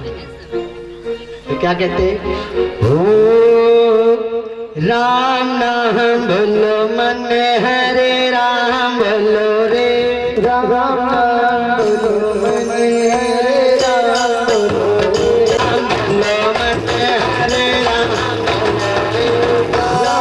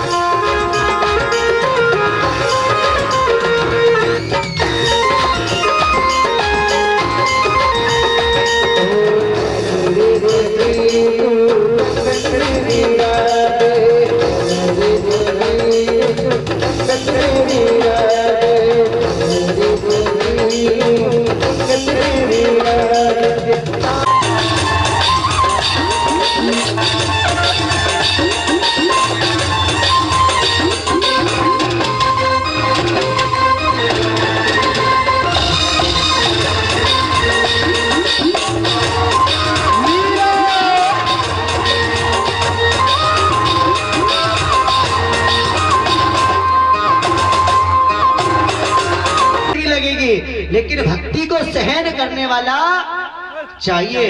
लेकिन भक्ति सहन कैसे होगी, क्योंकि आजकल क्या हो रहा है, भक्ति सहन नहीं होती है। एक पिता के पास में अपनी बेटी की शादी करने के लिए धन नहीं था, बेचारे के पास में गरीब बाप था, लेकिन जमाई क्या कहता है, बोले अगर दहेज बेकार दोगे तो तुम्हारी बेटी से मैं शादी करूंगा। क्या कहा, तुम्हारी बेटी से जब भी शादी करूंगा जब कार दोगे। अब गरीब बाप था, लेकिन वो गरीब बाप कहां से लेकर आए बताइए मुझे। खेती नहीं है, कुछ भी नहीं है, सब्जी बेचता था। अब बाप को बड़ी चिंता हुई, बेटी की शादी करना है, कर्जा लेकर आया। अब कर्जा बाप लेकर आया, जब कर्जा लाकर के बेटी की शादी करी, जमीन तो थी नहीं प्यारा। अब बेटी का बाप कहता है मैंने तो पैसे दे दिए, तो वो क्या कहता है, बोले तूने पैसे नहीं दिए, तू झूठ बोल रहा है। इसके पास एक कागज था, उसके पास भी लिखता था, वो रोज जमा करता था कि इतने दे दिए, उसमें पूर्ण हो गया था। तो राजा ने जैसे ही दिया हाथ में, तो राजा के पास उसके गरीब वाला कागज तो राजा ने फाड़ करके इसे घड़ी कर करके फेंक दिया। अब वो कागज फेंक दिया और उसका वाला कागज बताने लगा बेईमानी वाला कल बोला था ना कि पाप का घड़ा मगरी चढ़कर बोलता है ना। तो उसने पाप वाला कागज सामने खड़ा कर दिया, बेईमानी वाला दे दिया। तो वो चाय लेने के लिए भीतर गया था, उधर से देखिए दोनों में झगड़ा हुआ। कहने लगा अगर तू पैसे नहीं देगा तो मैं तुझ पे केस कर दूंगा, तुझे जेल भिजवा दूंगा। हाथ जोड़ने लगा, मैं गरीब हूँ, मेरे पास जमीन जायदाद कुछ भी नहीं है राजा, मैंने आपके पैसे दे दिए। लेकिन राजा नहीं माना, केस लगा दिया, कोर्ट में केस चला गया। अब कोर्ट में जब केस गया तो पेशी होने लगी। जब पेशी हुई तो पहली पेशी पे बुलाया, बोले क्यों भाई तूने जब पैसे लिए थे तो कोई तो गवाही में होगा, कोई स्टाम्प तो लिखा होगा। बोले मेरे पास तो कुछ भी नहीं है। जज कहता है मेरे पास कुछ नहीं, तो कोई तो गवाह होगा, बता तो सही। राजा से डर रहा क्या? बोले डर नहीं रहा। बोले कोई गवाही तो होगी तेरी? बोले हाँ है। बोले कौन है?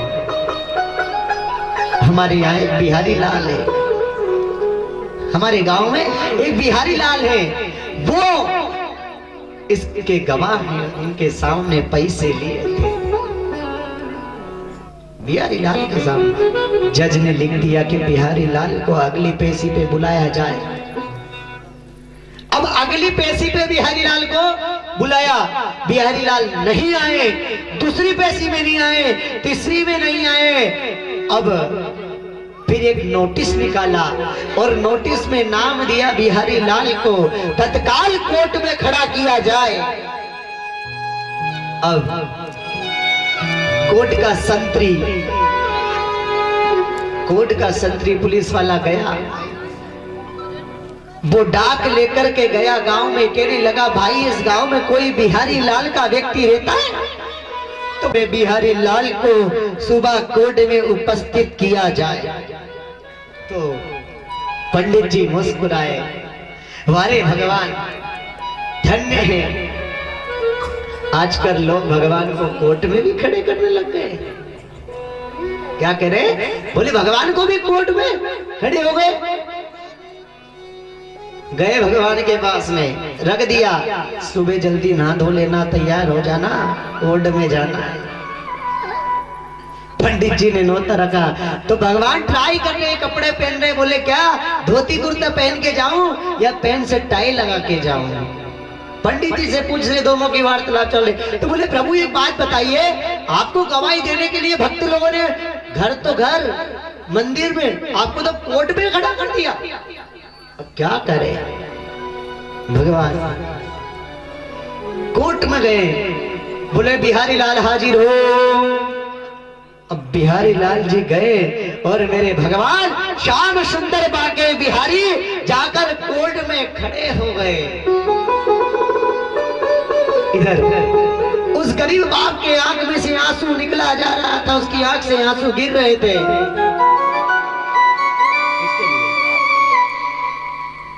आंसू निकल रहे थे। उन्होंने कहा, बोले जज साहब जरा रुकिए, आप क्या फैसला सुना रहे हैं? गवाही मैं देता हूं। बोले स्टाम्प मेरे पास रखा है, जो कागज राजा ने फेंका था मोड़कर, उसके पीछे उसके घर में लट्टू गोपाल की मूर्ति रखी थी, उस सिंहासन में जाकर वो कागज गिर गया था और वही भगवान कागज ले जाकर कोर्ट में खड़े हो गए और वो कागज वहां कोर्ट में दिखा दिया। 1000 कदम चलकर भगवान तुम्हारे घर आएगा। द्रौपदी ने भगवान को बुलाया था, साड़ी थोड़ा सा पल्लू फाड़ करके भगवान की उंगली में बांधा था, लेकिन सारे दुशासन साड़ी खींच खींच कर तंग रह गए थे, लेकिन नहीं कर पाए उसका चीरहरण। क्यों नहीं कर पाए? एक बात वहां भी है, ध्यान रखना। आरती करते एक हाथ से आरती देते हैं भगवान को, कभी एक हाथ से आरती नहीं देना भगवान को, दोनों हाथों से देना भगवान को आरती। द्रौपदी बीच सभा में खड़ रही है, भगवान कृष्ण को पुकार रही है, लेकिन भगवान जब तक नहीं आए द्रौपदी ने एक हाथ से बुलाया। जब द्रौपदी ने साड़ी छोड़ दी और भगवान को कह रही सांवरिया अब तो आजा गिरधारी, अब तो आजा, जैसे ही तो हाथ ऊंचे करे और मेरा भगवान स्वयं दौड़ा चला आया था। तो दोनों हाथों से बुलाना पड़ेगा, द्रौपदी ने दोनों हाथों से बुलाया था। ऐसी करनी कर चलो कि सारा जगत याद करे। मेरे प्रभु श्री राम ने ऐसी नेकी पर चले, मर्यादा है पुरुषोत्तम श्री राम मर्यादा पर चले। आज पूरे देश में हर घर में भगवा ही लहरा रहा है, हर जगह भगवा ही रंग छा रहा है। कहते ना हम उनको लाएंगे, किनको? जो राम को लाए, और हर घर में भगवा लहराए। तो हर घर में क्या होना चाहिए? कल है भगवान की प्राण प्रतिष्ठा महाउत्सव, और उस उत्सव में क्या काम कर मनाना चाहिए, क्योंकि क्षत्रिय का धर्म है कि हमें तो ऐसा कर्म करना चाहिए, नेकी पर चलना चाहिए। किसकी तरह? महाराणा प्रताप की तरह चलना चाहिए। किसकी तरह? महाराणा प्रताप की तरह हमें रहना चाहिए। अगर हमारे राम के बारे में कोई बोले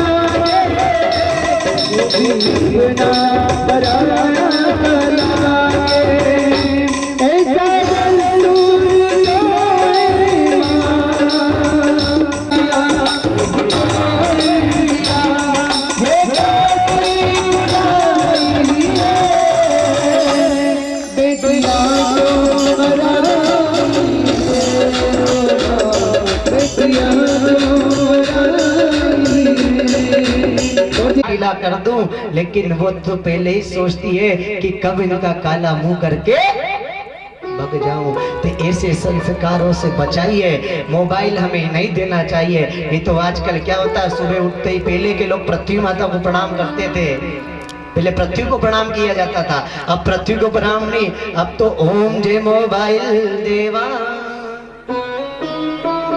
सब कुछ तुम मेरे वा। तो अब क्या हुआ?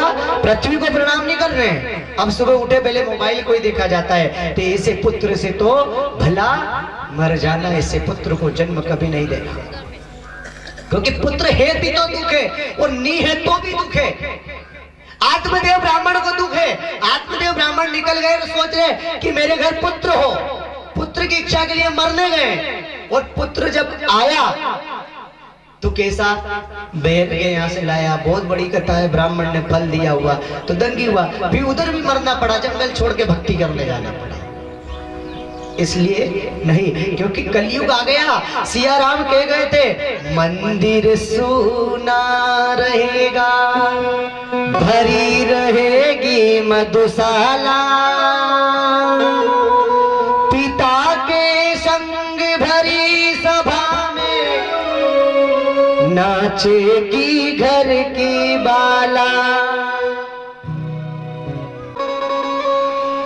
बहू कई सास से अब घर में मेरा राम। लाज शर्म सब मर गई।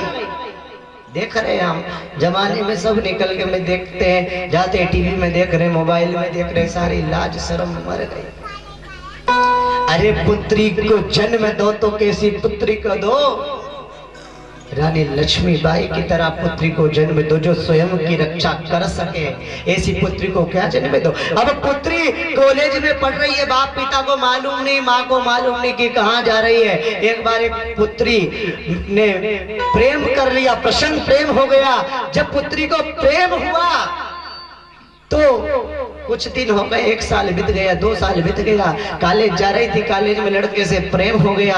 अब प्रेम हुआ, इतने हद तक प्रेम बढ़ गया कि लड़का कह रहा है मैं तो शादी करूं तो तेरे से ही करूंगा। पुत्री कह रही है मैं मेरे माता पिता जहां मेरी शादी करेंगे वही करूंगी, लेकिन वो कह रहा है अगर तुम शादी नहीं करोगी तो मैं मर जाऊंगा।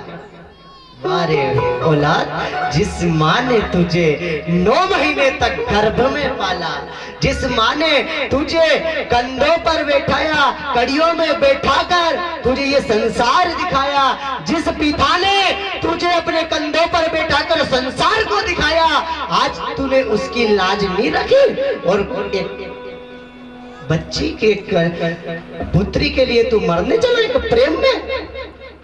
जिस माँ ने जन्म दिया उसके बारे में नहीं सोचा।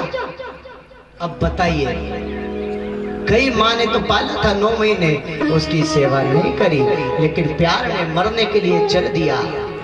पुत्री की सगाई हुई और शादी होने वाली थी, पुत्री को बोला फोन लगाकर आज ही मुझसे मिलो। मिलने गई तो क्या कह रहा है, मुझे अभी शादी करना है, चलो कोर्ट में। लड़की ने मना करा, मैं मेरे पिताजी की मर्जी के बिना शादी नहीं कर सकती। लाया तेजाब की बाटल और उसके मुंह पर डाल दी, पूरा चेहरा जला दिया। जब चेहरा जला दिया, बाप को पता चला कि बेटी हॉस्पिटल में है। बाप गया, रो रहा था, माँ भी रो रही है, आंख में से आंसू आ रहे। आज बताइए, जब एक माँ अपने बेटे को पालती है, जब 9 महीने गर्भ में रखती है, देखा हम एक पत्थर बांधकर पेट से रख सकते? पत्थर बांधकर नहीं रख सकते, क्योंकि वो माँ तो 9 महीने गर्भ में रखती है। और आज वही बालक जैसे ही पत्नी आती है और माँ को एक ओढ़नी में पटक देता है, क्योंकि सासू तीरथ ससुरा तीरथ और 4 धाम घर वाली। ऐसा नहीं करना चाहिए। अरे जिस माँ ने जन्म दिया, जिस बाप ने तुझे संसार दिखाया, उस बाप को नहीं भूलना चाहिए, क्योंकि गाना मात पिता बड़ परमात्मा मिलते ना दूजी बार, और जिसने दुखाई आत्मा डूबते मझधार। आप पैसे से माँ बाप नहीं खरीद सकते हैं, ध्यान रखना, माँ बाप दोबारा नहीं मिलता है। लेकिन आज का बेटा उस माँ को छोड़कर चला जाता है, उस बाप को छोड़कर चला जाता है। जब पुत्री का चेहरा जल गया तो माँ कह रही है बेटा कांच में तो देख, तेरा चेहरा तो देख। जब पुत्री का चेहरा जला दिखा तो रोने लगी, आंख से आंसू आने लगे। वाह बेटा, हमने तो तुझे पढ़ने के लिए भेजा था और तू। तो ध्यान रखना, अपनी औलाद को संस्कार ऐसे दो कि उसे रामायण पढ़े, भागवत पढ़े और मंदिर में जाए, परमात्मा का श्रवण करे। हमें ऐसी औलाद को जन्म देना चाहिए, वो नहीं कि भरी सभा में नाक कटाए। क्या होगा? हम करते प्रेम करो तो किससे करो? कृष्ण से करो, राम से प्रेम करो, राधा से करो। मीरा ने भी तो प्रेम करा, सबरी ने भी तो प्रेम करा, भक्त प्रहलाद ने भी तो प्रेम करा। बताइए, क्या उन्होंने प्रेम नहीं करा? प्रेम करा, लेकिन भगवान से प्रेम करा। ये प्रेम क्या करते हो दुनिया वालों से? अरे दिल दो तो मेरे सांवरिया को दो। दुनिया वालों को दिल दोगे तो दिल का दौरा पड़ेगा सही। हम कहते हैं गुरुजी अटैक आ गया, क्यों आता है? अरे सांवरिया से तुम्हारा तार टूट गया है, सांवरिया से तुम्हारा तार नहीं जुड़ रहा है। ध्यान रखना। तो मेरा कहना है कि अपने माता पिता की सेवा करो, क्योंकि माता पिता के ही चरणों में चारों धाम है। माता पिता के पास चारों धाम रहते हैं, लेकिन वो बालक ओंडी में पटक कर चला जाता है। जब छोटा बच्चा जब खेल रहा होता है और पड़ोस का बच्चा अगर मार देता है ना, मैंने कल भी बताया था, चिलड़े हम बन गए। चिलड़े मत बनो, क्योंकि चील खाते थे, हमें नहीं खाना। हमें तो क्या खाना है? मेरे प्रभु श्री राम, फल फूल। सीता मैया से राम जी ने कहा था, सीता हाथ पकड़ रही थी, चलो वनवास में। नहीं, राम जी कह रहे हैं वहां कुछ भी नहीं है, ना खाने को है, ना रहने को है, ना बिस्तर है, कुछ भी नहीं है। अब बताइए, सीता मैया फल फूल खाने गई साथ में वनवास गई। आजकल की पत्नी को बोल दो कि साथ में चली जा तो नहीं जाएगी, आजकल के पति को बोल दो तो वो भी साथ छोड़ देगा। पर लेकिन सीता मैया की तरह बन जाओ जो अपने पति के साथ, राम जी के साथ वनवास में गई थी माँ।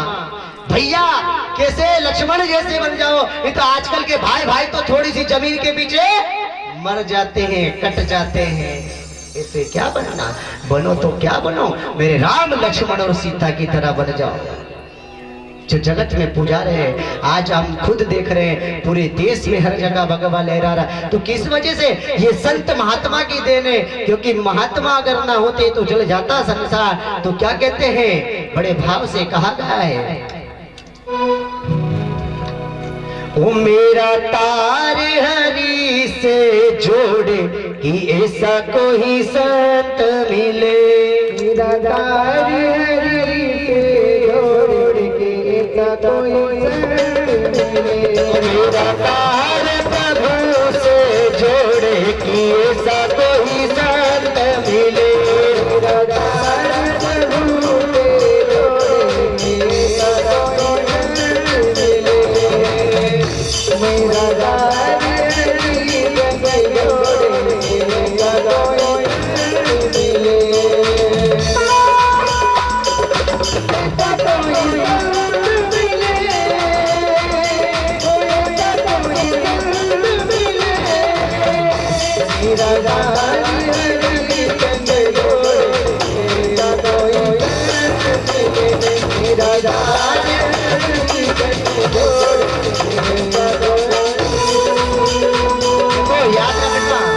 देखो तार ऐसे नहीं जुड़ेगा।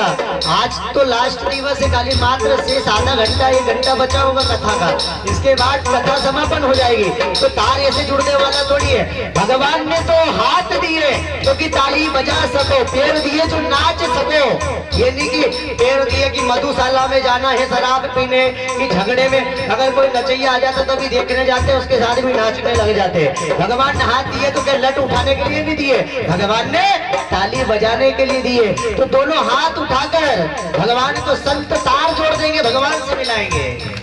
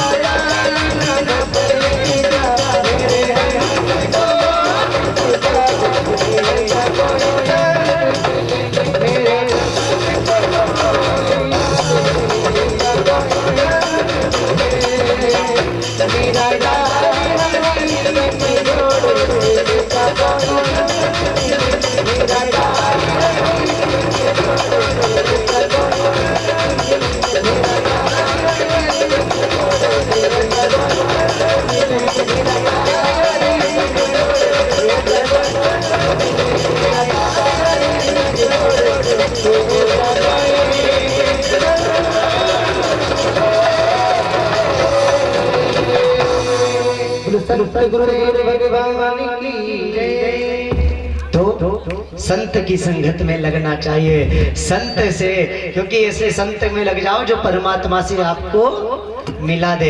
देखो एक गांव में 4 कंजूस थे। कितने कंजूस थे? एक गांव में 4 कंजूस थे। अब चारों कंजूस में एक दिन गांव वाले लोग कहते हैं, बोले भाई देखो तो सही अपने गांव में कंजूस कितने आ गए? बोले 4। तो बोले 4 कंजूस है? बोले हाँ। तो एक ने की, देखो तो सही यार, अपन गांव से निकलते हैं तो सब लोग अपने को बोले कंजूस, ये कंजूस जा रहा। बोले मैं तो यार दिमाग खराब हो गया। बोले लोग सब बोले कंजूस कंजूस कहते हैं। बोले तब तीनों कंजूस 4 थे तो वो चारों बाजार गए। अब बाजार गए तो बाजार से क्या लेकर आए? 100 ग्राम घी लाए। तो लोग नहीं कहेंगे कि देखो कंजूस नहीं है, अपन 100 ग्राम घी लाए, कंजूस नहीं है। अब 100 ग्राम घी लेकर आए बाजार से, तो गांव के लोगों ने देखा, अरे देखो तो सही ये कंजूस नहीं है, अपन तो इनको जबरदस्ती कह रहे थे। बोले कंजूस है ये तो घी लेकर आए। बोले अपन तो घी नहीं खाते, ये लोग तो घी भी खाते हैं। बोले अब चारों कंजूस आए तो उसमें से एक कंजूस तो मर गया बेचारा। अब बचे 3। अब 3 कंजूस जब बचे तो 1 महीने बाद तीनों कंजूस आपस में भेले हुए। तो तीनों पूछ रहे आपस में, क्यों रे भाई एक बात बता, आज अपने कम से कम 2-3 महीना से ऊपर हुई पाए। अपन 100 ग्राम घी लेकर आए थे, वो 100 ग्राम। इतने में पंडित जी ने जैसे काल पुरुष से बात करी और पीछे मुड़े और घर के लिए जाने लगे, वापिस हो गए, मित्र से नहीं मिलने लगे। तो मित्र लंगड़ा था, मित्र आया, अरे पंडित जी रुको रुको रुको रुको रुको, ऐसा आवाज दिया। पंडित जी रुके और पंडित जी के पास गया, जैसे पैर पड़े गड़े लगाया, मित्र गिर गया, मर गया, क्योंकि काल पुरुष साथ में था। पंडित जी को क्रोध आया। पंडित जी ने कहा, अरे काल पुरुष एक बात बता कि मैं कब मरूंगा? क्या कहा? बोले अब ये बता कि मैं कब मरूंगा? उस गांव में मर गए, उस गांव में मर गए, मेरा मित्र मर गया, अब मेरी बता कि मैं कब मरूंगा? तो क्या कहता है काल पुरुष? बोले पंडित जी तुम कलंक लगने से मरोगे, खुद के हाथ से फांसी लगाकर मरोगे, दूसरे राजा के राज्य में जाकर मरोगे। अब बताइए किसी की मौत की कह दे कि तू उस दिन मरेगा, और क्या कहा कि तुम 6 महीने में मर जाओ। पंडित के तो झटपटा गया और आंखों से आंसू आ गए। अब कलंक लगना, फांसी लगाना ये कैसे होएगा? गया राजा को बताया कि राजा काल पुरुष ने ऐसा ऐसा बोला कि मैं 6 महीने में मर जाऊंगा, खुद के हाथ से फांसी लगा करके। तो राजा ने कहा पंडित जी को बंद कर दो, कारखाने में बंद कर दिया, जेल में। फिर जेल में बंद करने के बाद में ऐसी माया हुई भगवान की कि सारे पहरेदार सो गए, ताले टूट गए, और पंडित जी धीरे धीरे धीरे धीरे निकले और दूसरे राजा के द्वार में जाकर के, दूसरे राजा के राज्य में उसकी पत्नी और राजा सो रहा था, दोनों के कक्ष में जाकर वो पंडित जी भी सो गए। सुबह जैसे ही उठी, सुबह हुई और राजा ने ब्राह्मण को पकड़ा, भरी सभा में खड़ा कर दिया, क्योंकि कलंक लग गया कि दूसरे राजा के कक्ष में जाकर सोया, तो कलंक लग गया। पंडित जी ने खड़ा कर दिया और कह दिया कि इन्हें फांसी पर चढ़ा दिया जाए। पंडित जी को अब बताइए, ध्यान रखिए यहाँ पर। अब पंडित जी को फांसी पर चढ़ाया है। पंडित जी रो रहे हैं, हाथ जोड़ रहे हैं, बोले हे राजा, मैंने कोई पाप नहीं किया, मैंने कोई गलती नहीं करी, मुझे नहीं पता कि मैं तुम्हारे कक्ष में कैसे आ गया, मुझे नहीं पता मैं तुम्हारे कक्ष में कैसे आया, क्योंकि मुझे आज से 6 महीने पहले काल पुरुष ने कहा था कलंक लगने से मौत होगी, खुद के हाथ से फांसी लगाकर मृत्यु होगी, दूसरे राजा के राज्य में मृत्यु। पंडित जी रो रहे हैं बार बार। तो क्या कहा पंडित जी ने? बोले राजा, वो राजा ने मुझे जेल में बंद किया था, कारागार में, उस राजा से पूछो, मैंने उनको सब बताया था, मुझे नहीं पता मैं ये कैसे आ गया। पंडित जी बार बार विनती करते, राजा को बुलाया।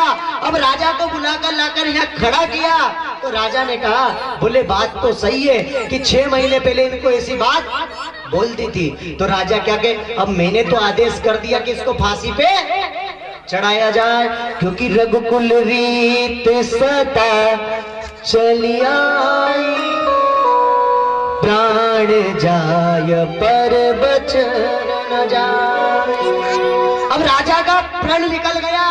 मैंने कल भी कहा था, तीर कमान से, बात जुबान से, प्राण शरीर से, आंख से आंसू अगर निकल गया तो वापस नहीं होता है। राजा के मुख से शब्द निकल गया, रघुकुल रीत सदा चली आई, प्राण जाए पर बचन न जाए। राजा कह रहा है वचन दे दिया है, फांसी लगाना है। तो रायचंद कहते ना, एक मंत्री बैठा था, मंत्री कह रहा है, बोले रुको, बोले इसको फांसी पे मत चढ़ाओ। बोले क्यों? फांसी क्यों नहीं चढ़ाया? क्योंकि राजा का वचन है, राजा ने तो कह दिया, प्रजा को करना पड़ेगा, क्योंकि रघुकुल रीत चली आई है, वचन चला जाए।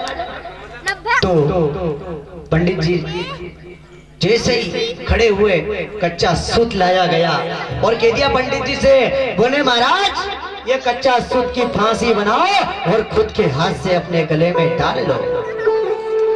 तो रायचंद ने क्या कहा था मंत्री ने? बोले कि कच्चे सूत से फांसी लगाओ तो ये मरेगा भी नहीं और राजा का वचन भी पूरा हो जाएगा। लेकिन भगवान की ऐसी कृपा हुई कि जैसे पंडित जी ने कच्चे सूत लगाया और उनकी गर्दन कट गई और वो गिर गए, पंडित जी मर गए। क्यों? क्योंकि काल पुरुष ने कह दिया था, बिगाड़े भक्त हो महाकाल का, वो साथ देती नहीं किसी का।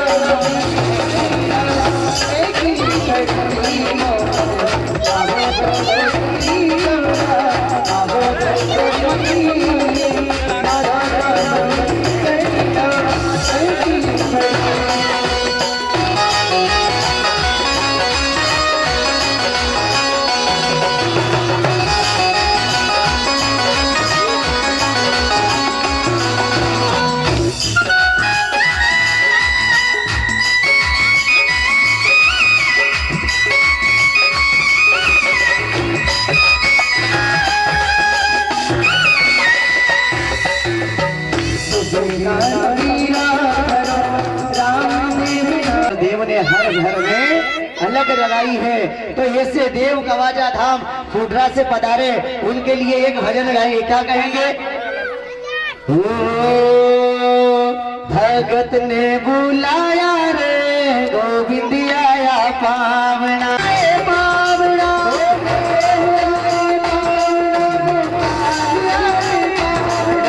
भगत ने बुलाया रे, देव आए पावना,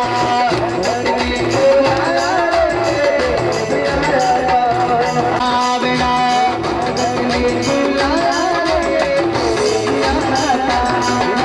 देव आया पावना, नारायण आया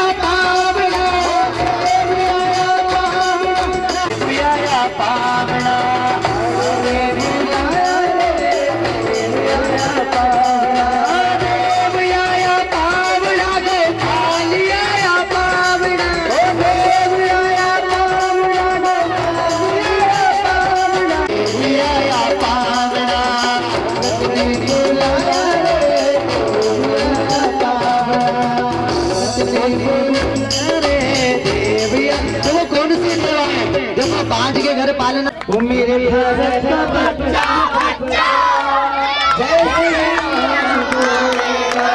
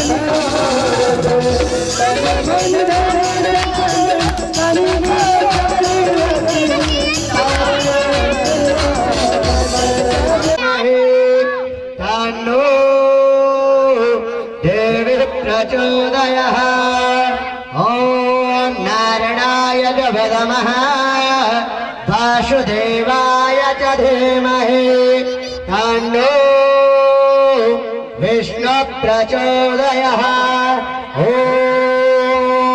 तत्पुरुषाय विद्मः महादेवाय धीमहि तन्नो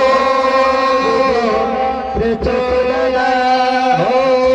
अवन्तिकानाथाय विद्महे क्षिप्राटटाय च धीमहि तन्नो महाकाल प्रचोदयात्। ॐ दशरथ नन्दनाय च विद्महे सीतावराय च धीमहि तन्नो प्रचोदयात्। ॐ दशरथ नन्दनाय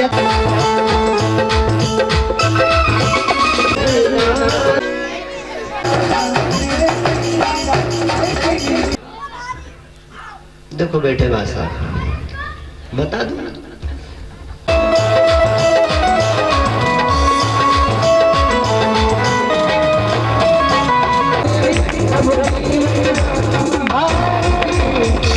Oh